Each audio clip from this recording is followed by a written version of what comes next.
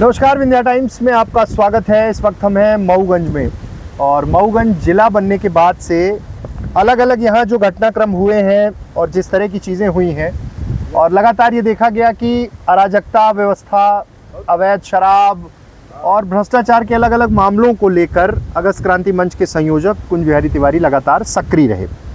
सक्रियता रही, आवाज़ उठाई, अलग अलग फोरम पे आवाज़ रखी, कई मामले कोर्ट में चल रहे हैं और न्याय की एक ऐसी लड़ाई वो लड़ रहे हैं जिसका अंत अब तक समझ में नहीं आता। कुंज बिहारी जी, गडरा का कांड हुआ, बहुत सारे आरोप लगे, कुछ ऐसे आरोप प्रायोजित तरीके से ऐसा लगा कि प्लॉट करने की कोशिश हुई और अलग अलग मसले हैं मऊगंज के। क्या लगता है जिन मुद्दों को लेकर आप लड़ रहे हैं उसमें कितना देर और लगेगी इंसाफ मिलने में, किस तरह की परिस्थितियाँ हैं? ये जो लड़ाई है तो अंग्रेज़ों के टाइम का जो गुलामी से आज़ादी की लड़ाई थी उससे ख़तरनाक लड़ाई है और उसमें भी 100-200 वर्ष लग गए थे। मंगल पांडे ने शुरुआत की थी 1857 पे, लेकिन वो आज़ादी देख नहीं पाए थे। भगत सिंह की भी नहीं देख पाए थे, चंद्रशेखर आज़ाद, खुदीराम बोस, सुखदेव राजगुरु भी नहीं देख पाए थे। जो मैं लड़ाई लड़ रहा हूँ, मैं इसकी सफलता देख पाऊँ या ना देख पाऊँ अलग बात है, पर लड़ते रहना पड़ेगा।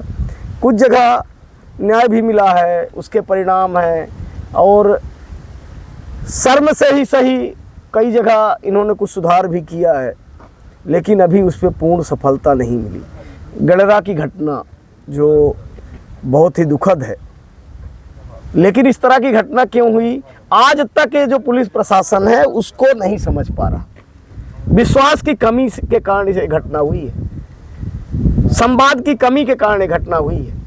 अगर एक पक्ष को विश्वास नहीं था पुलिस पे तो संवाद कायम करना था और संवाद करके उनमें विश्वास पैदा करना था, वो नहीं किया गया। आरोप की जो बात किए हैं आप, एकदम सही है। ये तो जब से हमने शुरुआत की है तो एक गिरोह से मैं लड़ रहा हूँ, किसी व्यक्ति से नहीं लड़ रहा हूँ। उसमें राजनीतिक गिरोह का सरगना शामिल है, प्रशासनिक गिरोह का सरगना शामिल है, भ्रष्टाचार गिरोह का पूरा सरगना शामिल है, नशा माफिया शामिल है। तो ये तो एकदम जैसे अभिमन्यु को चक्रव्यूह में फंसा के मारा गया था, उस तरह से आपने देखा था कि 436 का मुकदमा लगवाने का प्रयास हुआ था। जनपद अध्यक्ष के ऊपर ही कुर्सियां फेंकी गई, उल्टा मेरे ऊपर FIR की गई थी। जनपद चलने नहीं दिया जा रहा था, न्यायालय की शरण में जाना पड़ा।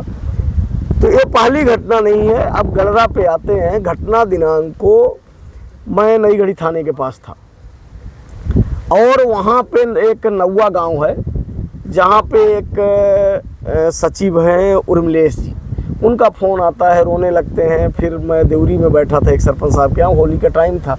तो यहाँ एक अपने यहाँ कल्चर है कि लोग एक दूसरे के घर जाते हैं, तो उस दिन पूरा दिन का हमारा कार्यक्रम था। लेकिन वो रोने लगे और बताया कि थाने सुबह से बैठा हूँ, रिपोर्ट नहीं लिखी जा रही। उससे पहले भी मैंने सुबह जब वो फ़ोन किए थे तो थाना प्रभारी श्री जगदीश ठाकुर को मैंने 2-3 बार फ़ोन किया था, बोले जा रहे हैं। लेकिन उस दिन यहाँ कार्यक्रम था होली मिलन का पुलिस का, तो नहीं गए थे। लेकिन उन लोगों को लग रहा था कि हमारी FIR नहीं लिखी जाएगी। बोले आप आइए। मैं आया और थाने के सामने एक आम का पेड़ है, वहीं बैठा था, पीड़ित बैठे थे और जो पीड़िता थी मुँह खुला था, उसको हमने कहा कि तुम कवर करो, इसलिए कि उसने के साथ 4 लोगों ने दुराचार किया था। रात में घर वाले होली का कार्यक्रम में गए थे, तो 4 लोगों ने अकेले पाके उठा के ले गए। बगल की एक सार थी जहाँ तबेला बोलते हैं, जानवर बांधते हैं, उसमें दुराचार किए। जब घर वाले नहीं पाए, आए ढूंढने गए तो चीख रही थी। बाप गया, हमारे हाथ टूट गया, चाचा गया, हमारे सर फूट गया। तो वहीं बैठा था मैं थाना प्रभारी के इंतजार में कि FIR 1:05 और 1:06 पर 2 हमारे में मिस कॉल आती है। 1:08 पर मैं फ़ोन को गाड़ी पे बगल में रखा था, तो देर से बज रहा था तो उठाया मैं। और जब बात होती है तो 33 या 34 सेकंड की बात है और हमारे द्वारा उधर से आवाज़ आती है कि हमारे घर में घुसे हैं, गोली चला दी है, पुलिस भेज दीजिए। तो हमारे द्वारा कहा गया कि आप 100 डायल करो। बोला 100 डायल नहीं लग रहा है। तत्काल हमने थाना प्रभारी का नंबर लिया और उनको सूचना दी और जैसे मैंने फ़ोन किया तो उन्होंने बताया कि जी, हमने बताया कि ऐसे ऐसे फ़ोन आया, तो उन्होंने कहा कि पुलिस हमने भेज दी है। जब पुलिस नहीं पहुंची, फिर एक कॉल आया, फिर हमने पुलिस में बोला, ये सारी चीज़ें हैं। और जो ये बात आई रात को जब घटना हो गई, हमें सूचना मिली, मैं आया था हॉस्पिटल, लोग बताने लगे कि शाम को ऐसा हुआ। मैं बोला ये तो 12:30 बजे की घटना है। एक 5, एक 6 पे तो हमको पता चल गया था, एक 8 पे हमने बात की, एक 13 पे हमने सूचना दे दी। और जब थाना प्रभारी का कई बार फोन आया तो 3 बजे के आसपास हमें स्थिति की गंभीरता लगी, तो बीच बीच में मैं एसपी को भी ट्राई कर रहा था व्हाट्सएप पे और कॉल पे, लेकिन एसपी मैडम से बात हुई शाम को।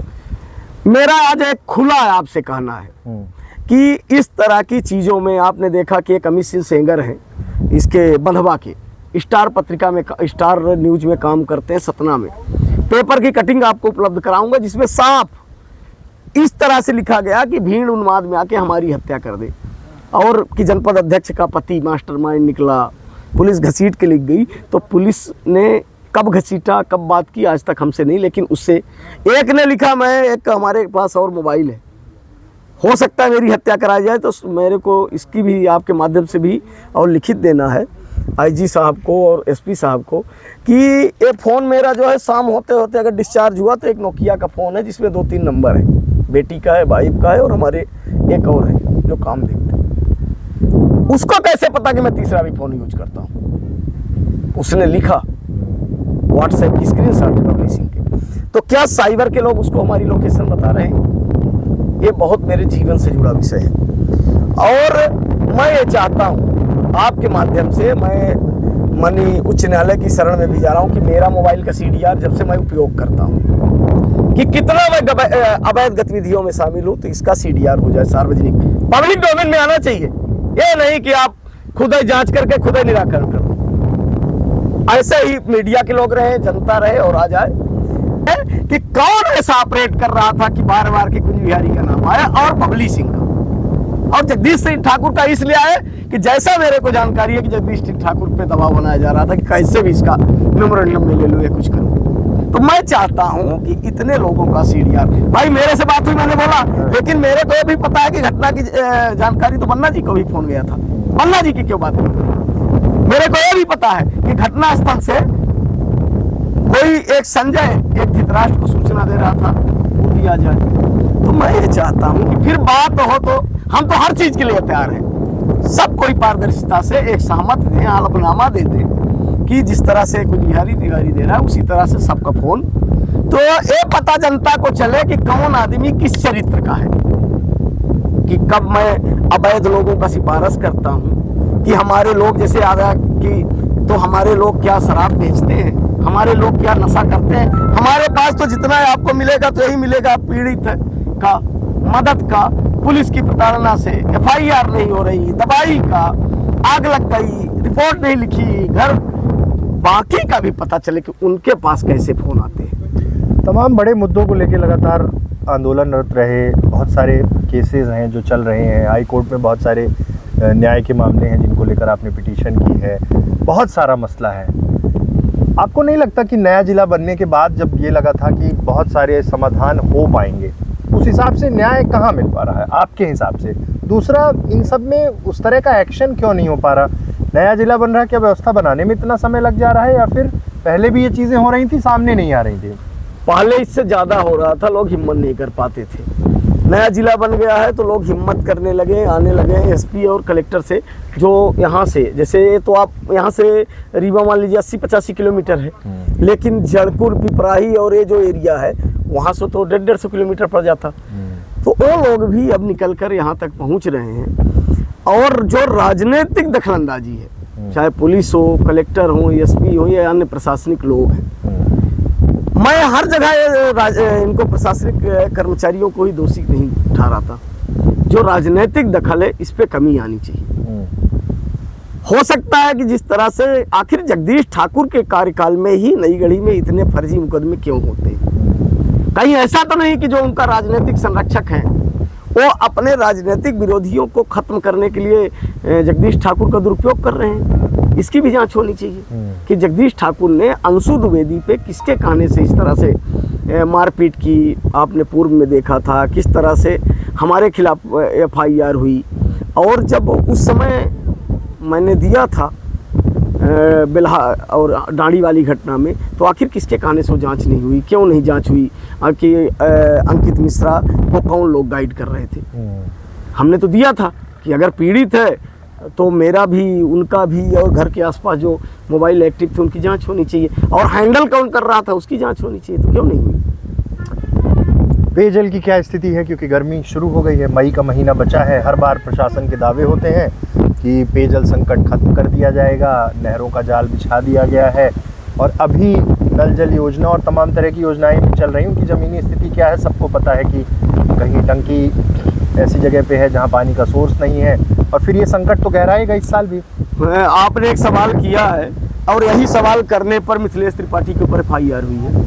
तो मेरा आपसे कहना कि आप भी जाके दे आइएगा कहीं कि मैंने सवाल किया है, तो कोई ऐसा ना हो कि रीवा पहुँचते पहुँचते या जिस दिन आप ब्रॉडकास्ट करें तो आपके ऊपर भी FIR कर दिया जाए।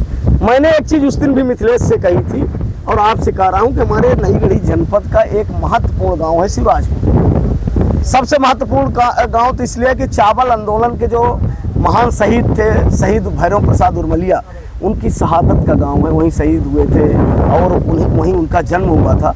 और उस गांव में बहुत सारे बुद्धिजीवी लोग हैं, और एक बड़ा कारण है कि एक बड़े राजनीतिक व्यक्ति के दो बच्चियों की ससुराल है, नाम न मैं नहीं लेना चाहूँगा, वहाँ 8-8 करोड़ की नल जल योजनाएं आई, न टूटी लगी न पाइप लगी, या पेमेंट हो गया। तो आप सोच सकते हैं कि पानी की क्या स्थिति है, भीषण पेयजल संकट है।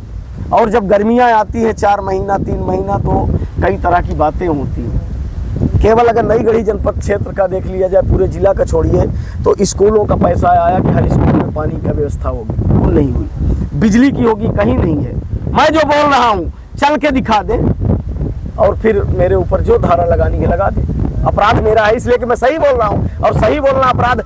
उससे बड़ा एक यहाँ पे और घोटाला हुआ कि लोगों ने देखा कि बिजली का खा गए, टंकी और नल का खा गए, तो फिर एक प्रपोजल बनाया कि काल्पनिक पानी लाइट हमने दे दिए तो काल्पनिक RO लगा दो।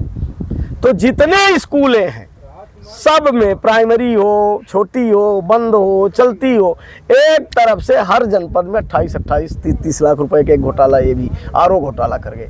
और ना हो तो चल के देख लीजिए, जब RO के लिए पानी और बिजली 2 चीज मस्ट है, और जब पानी और बिजली नहीं है तो RO किससे चलेगा? तो ये लोग जीवन के हत्यारे हैं जो इस तरह के घोटाले में शामिल हैं। लोग कहते हैं कि जीवन हवा से है, झूठ बोलते हैं। पेड़ का जीवन पानी से है, और पानी नहीं रहेगा तो ना हवा रहेगी। तो जीव जंतु, पेड़, पशु पक्षी सब किस पे निर्भर है? पानी पे। और पानी रहेगा तभी ऑक्सीजन भी रहेगा। तो पानी के नाम पर जो घोटाला यहाँ हुआ है, अमृत सरोवर, अमृत धरोहर, चक डैम, स्टार डैम, खेत तालाब, एक गांव में 18-18 खेत तालाब की लूट, चले ढूंढ के दिखा दे, मैं जीवन भर उनकी गुलामी करूंगा। एक पंचायत में 18-18 खेत तालाब गायब है। जो पिपर छता लालगंज की मैं बार बार बात क्यों कर रहा हूं कि कई करोड़ के डैम तो बने, लेकिन भू अधिग्रहण भी हुआ है, उसका भी पैसा लोगों को मिला। और बरसात में अगर कोई सोचे कि यहाँ 50 करोड़ 100 करोड़ का डैम है और सोच करके पिछवाड़ा साफ कर ले तो पानी नहीं रहता बरसात में, गर्मी तो छोड़िए। और अभी चलिए कोई चले, तो एक बहुत बड़ी जीवन के साथ खिलवाड़ हुई है। जीवन खत्म हो रहा है, गौरैया खत्म हो रही है, पानी नहीं कहीं। पशु बोलते हैं टावर से खत्म हो गए, चिड़िया पंछी पानी के बगैर खत्म हो गए। बोलते हैं आम सूखे जा रहे हैं, पानी नहीं तो आम की जड़ ऊपर रहती है, पूरा वो सूखे जा रहे हैं। तो ये जीवन खत्म कर रहे हैं। इन पे देशद्रोह लगना चाहिए, इन भ्रष्टाचारियों के ऊपर जो पानी और हवा खा रहे हैं। इनमें देशद्रोह क्या, मानवता के हत्यारे का अगर कोई केस हो, मानव की हत्या का तो है 302, मानवता के हत्यारे हैं, इनके ऊपर इस तरह का केस लगना चाहिए। लड़ाई कब तक चलेगी? मतलब जब तक जीवन है, जब तक सांस है, लड़ता रहूंगा। इन्होंने बहुत प्रताड़ित कर लिया है और मैंने भी झेल लिया है। जब तक जीवन है तब तक लड़ूंगा। आगे देखते। मंगल पांडे और भगत सिंह तो फांसी के फंदे तक लड़ते गए। भगत सिंह को आपने देखा कि ये लड़ाई ने कि तुम फांसी दे रहे हो, फंदा मैं अपने से डाल रहा हूं, वही मैं भी कर रहा हूं। मैं जान रहा हूं कि ये बहुत बड़े ताकतवर लोग हैं, ये डीजी के पास जाके बैठ जाते हैं। ये जो घटना मिथिलेश त्रिपाठी के साथ हुई, आप जान रहे हैं, हम जान रहे हैं कि ऐसा काल्पनिक व्यक्ति जो नईगढ़ी थाना से 50-60 किलोमीटर दूर है, न कर्मचारी है, न मालिक है, न पार्टनर है, फिर उसके कोई जवाब नहीं दे रहा। और एक पत्रकार मर रहा है, वो पत्रकार मर रहा है जो लोगों की पीड़ा दिखाता था। जैसे आज आप हमारी बात को जनता तक पहुंचाने का काम कर रहे हैं, आपके पास मैं क्यों बात कर रहा हूं कि जो हमारी बात है एक एक व्यक्ति को मैं न पहुंचा पाऊं तो आपके माध्यम से पहुंच जाए। वही काम मिथिलेश के साथ भी किया जा रहा था। मिथिलेश को भी लव जिहाद की बात बता रहे थे, मिथिलेश को लोग बता रहे थे कि ये न्यायालय का आदेश है, पालन नहीं हो रहा है, मिथिलेश को लोग बता रहे थे कि पानी की समस्या है। और यही अपराध जो आज आप शायद अगर आप इस खबर को दिखा देंगे तो जो मिथिलेश ने अपराध किया दूसरे व्यक्ति होंगे कि अपराध करने जा रहे हैं। अच्छा, न्याय की उम्मीद, न्याय की जब लड़ाई लड़ता है इंसान तो कई बार ऐसा नहीं लगता होगा कि अब थक गया हूँ? लड़ते लड़ते छोटी छोटी जब कहीं सफलताएं मिलती है तो एक ऊर्जा मिलती है।